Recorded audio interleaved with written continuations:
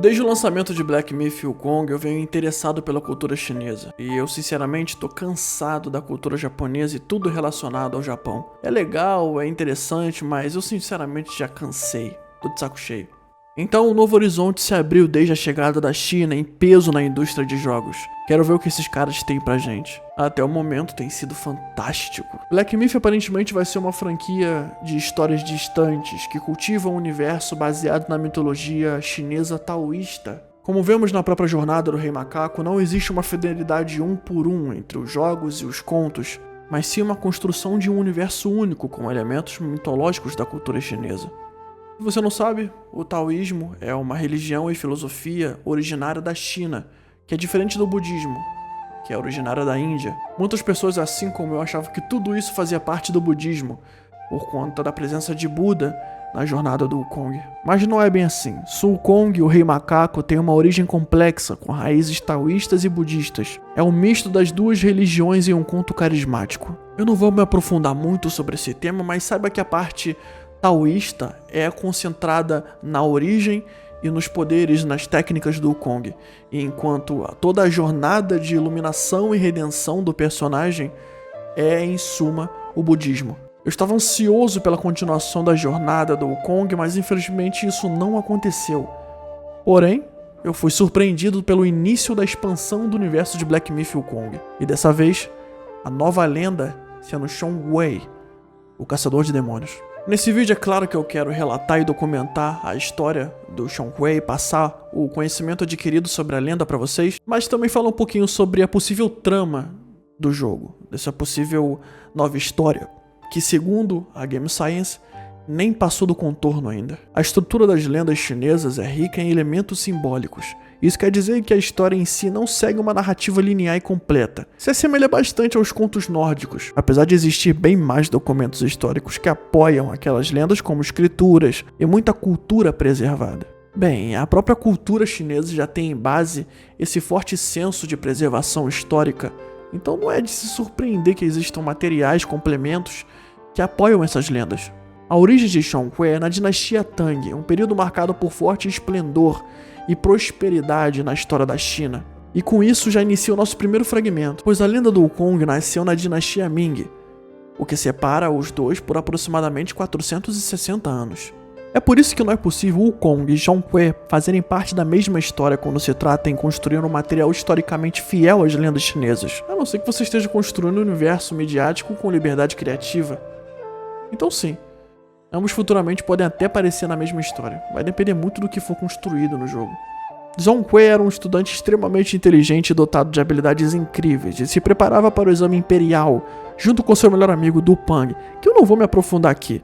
E caso você não saiba, o exame imperial da dinastia Tang era utilizado para selecionar indivíduos para papéis estatais na China imperial. É um sistema que garantia a seleção pelo mérito, e não por favoritivismo ou hereditariedade. E por conta dessa garantia que o desfecho dessa história foi bem cruel para o nosso Xiong Wei, pois ao chegar no exame, ele foi descartado pelo imperador por ser feio demais. E é por conta desse contexto que eu dei que você entende o motivo do baque ter sido tão forte.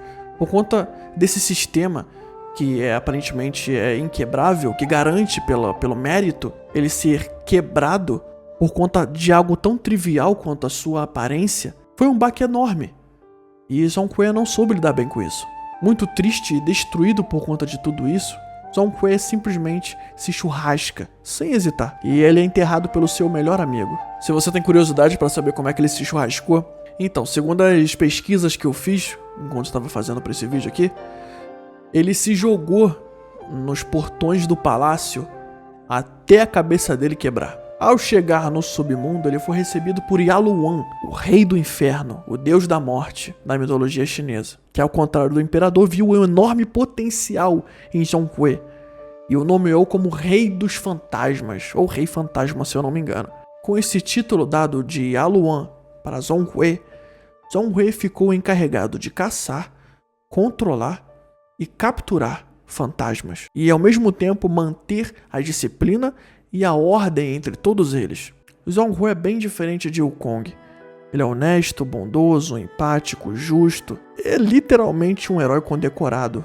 Xiong Wei é descrito nas lendas como um homem grande, com uma grande barba preta, olhos esbugalhados e uma expressão irada e intimidadora. É aquele clássico pai com cara de matador, mafioso, estranho, que, enfim, vai te moer todo, mas na verdade é a pessoa mais carinhosa e bondosa que você já conheceu em toda a sua vida. Eu não sei como é que ele vai ser retratado em personalidade do jogo, mas em questão de visual, podemos ver uma grande influência cultural e um certo apreço dos devs. Eu vou explicar por quê. Digo isso pois existem mídias animadas, filmes sobre Zhongque na China, e uma dessas mídias é uma animação chamada A Lenda do Sino, uma animação feita à mão que muda um pouco da lenda do Zhongque, incluindo sua aparência. Na animação, Zhongque é um homem de pele escura e cabelos vermelhos. E olha que legal, no jogo é uma adaptação que segue essa mesma aparência da animação e os filmes da época, me levando a acreditar que no universo de Black Myth, a história de Zhongque terá uma enorme influência dessas obras que talvez acompanharam a influência dos devs da Game Science, criando algo novo assim como o Kong, mas que não saia muito da lenda original. Então aguardem uma história interessante e um protagonista mais ainda.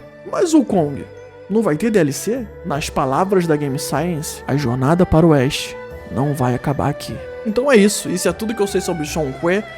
As informações são poucas, é uma história bem objetiva, é uma lenda que se estende até hoje, culturalmente, na China. Usam os símbolos de Zhongque para afastar espíritos, para promover boas novas. No fim do ano novo chinês, ele também é utilizado porque ele voltou para agradecer o Dong Pang, o melhor amigo dele, assim que ele recebeu o título de Rei Fantasma. E segundo a lenda, ele deu a irmã dele como agradecimento. Não sei, isso é China, fazer o quê?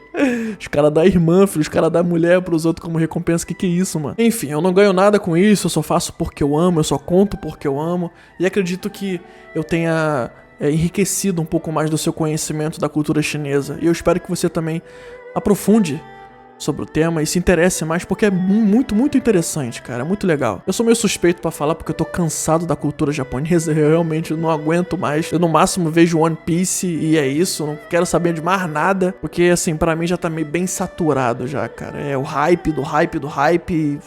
Tá bom, já entendi.